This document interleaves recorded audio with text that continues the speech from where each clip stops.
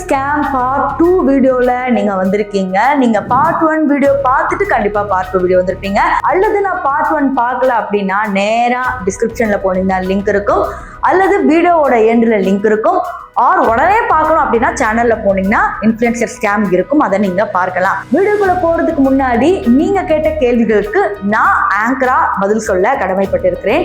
பல பேர் என்ன கேட்டிருந்தீங்கன்னா, நடிகர்கள் செய்யற ஸ்கேம உன்னால வெளியே சொல்ல முடியாதா, உனக்கு தைரியம் இல்லையா அப்படின்லாம் கேட்குறீங்க. ஆக்டர் அப்படின்னு நீங்க சொல்லிட்டீங்க, நடிகை அப்படின்னு நீங்க சொல்லிட்டீங்க. அப்போ அவங்க எண்ட் ஆஃப் த டே அவங்க எந்த பொருளை அவங்க சொன்னாலும் அவங்க நடிக்கிறாங்கன்னு அர்த்தம். அவங்க வேலையே நடிக்கிறது தான்.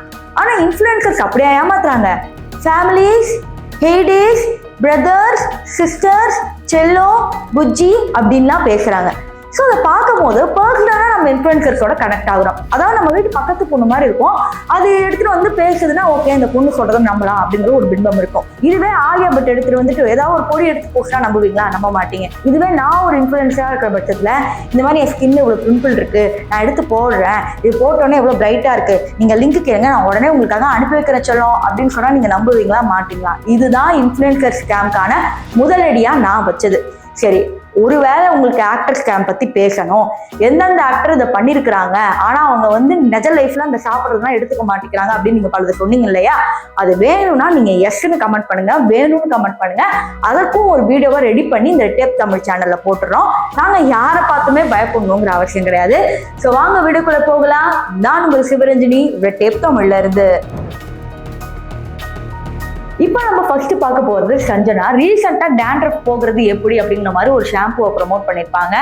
ப்ரொமோட் பண்ணுறது இங்கே பிரச்சனையே கிடையாது, நீங்கள் எப்படியெல்லாம் ப்ரொமோட் பண்ணுறீங்க அப்படிங்கிறது என்னுடைய பிரச்சனையே. பேட் ப்ரொமோஷன் அப்படின்னு கண்ணுக்கு எதிரே போட்டுக்கிட்டு எப்படி சீப்புல இருந்து வெள்ளையா வருது, அதை டேண்ட்ரஃப்னு நம்ப வச்சு அந்த அளவுக்கு நீங்கள் ஆட் பண்ணணுங்கிற அவசியம் என்ன? உடனே அதுக்கு நிறைய பேர் என்ன கமெண்ட் செக்ஷனில் போட்டிருந்தீங்கன்னா, இதே மாதிரி விராட் கோலியும் அனுஷ்கா சர்மாவும் பண்ணியிருந்தாங்களே, அதை பார்க்கும் போது நிஜமாவே டேண்ட்ரஃப் அப்படிலாம் விழுமா அப்படிங்கிறது அது ஒரு கற்பனைங்கிறது பார்த்தாவே தெரியும். ஆனால் இவங்க அந்த வீடியோக்கு கம்பேர் பண்ணி பாத்தீங்கன்னா இந்த பொண்ணு பண்றது நிஜமாவே உண்மை அப்படிங்கிற மாதிரி தோணும். ஆனா நிஜமாவே இந்த மாதிரி இன்ஃப்ளூயன்சர்ஸ் அவங்கலாம் நல்ல ஷாம்பு யூஸ் பண்ணுவாங்க, ஆனா என்னைக்குமே உங்ககிட்ட சொல்லவே மாட்டாங்க.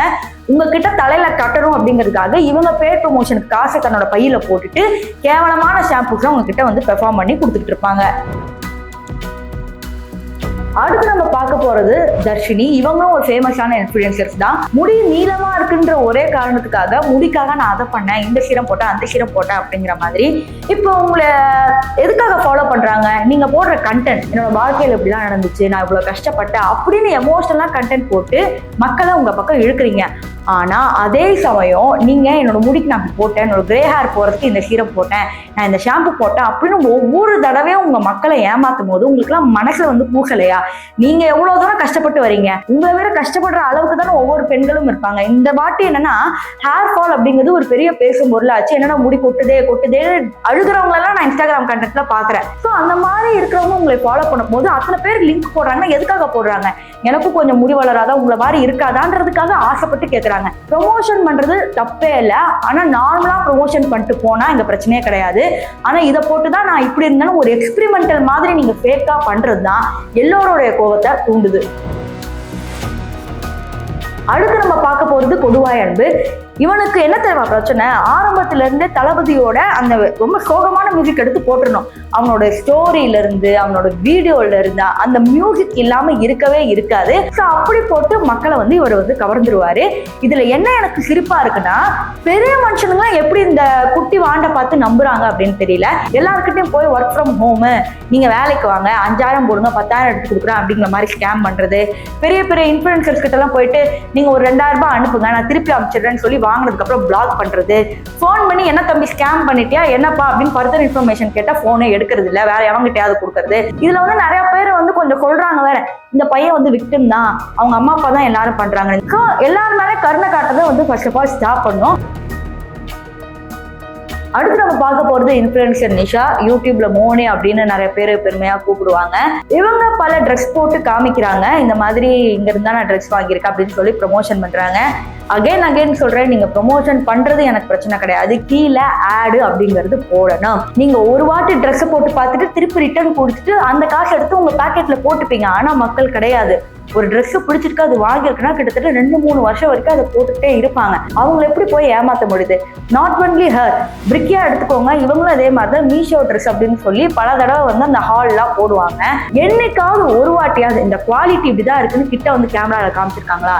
அவ்வளோ ஃபில்ட்ரு, அவ்வளோ ஷார்ப்னஸ், அப்படியே இவ்வளோ தூரத்துல இருந்தா வருவாங்க, அப்படியே கிட்ட வந்தா பயந்துருவாங்க எல்லாரும். ஸோ இதுதான் மேட்ரு.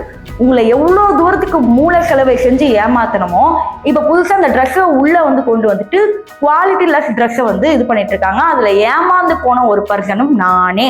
அதனால தான் இந்த வீடியோ போடுறேன். அடுத்து நம்ம ஃபைனலி பார்க்க போகிறது வினிஷா. பாரதி கண்ணம்மா சீரியலில் ரொம்ப முக்கியமான ரோலில் நடிச்சிருப்பாங்க. இவங்களோட ரீசெண்ட் இன்ஸ்டாகிராம் கண்டென்ட் ஃபுல்லாக பெய்ட் ப்ரொமோஷன் தான்.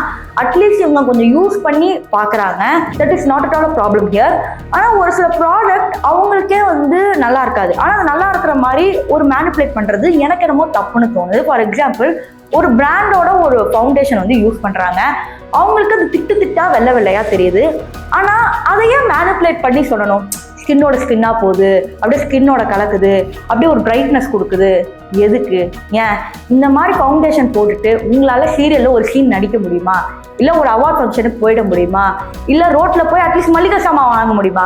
எவ்வளோ அசிங்கமாக நம்மளை பார்ப்பாங்க. அப்போது நீங்கள் என்ன சொல்ல வரீங்க? கருப்பாக இருக்கிறவங்க இப்படி வந்து ஒரு திட்டா இருக்கிற ஃபவுண்டேஷன் போட்டால் கூட ஓகே தான், அது நல்லா தான் இருக்கும் அப்படின்னு திணிக்கிறீங்களா? உங்களுக்கு அது ஜஸ்ட் 300 ரூபாய். நீங்கள் அவ்வளோ சேலரி சம்பாதிக்கிறீங்க, அதனால ஒரு இப்படி தூக்கி போடுற 300 ரூபாய் அது. ஆனால் மிடில் கிளாஸில் இருக்கிறவங்களுக்கு அந்த 300 ரூபா ஃபவுண்டேஷன் அப்படிங்கிறது ஃபங்க்ஷனுக்கு போடுவாங்க, எங்கேயா வெளியே போனால் அது போடுவாங்க.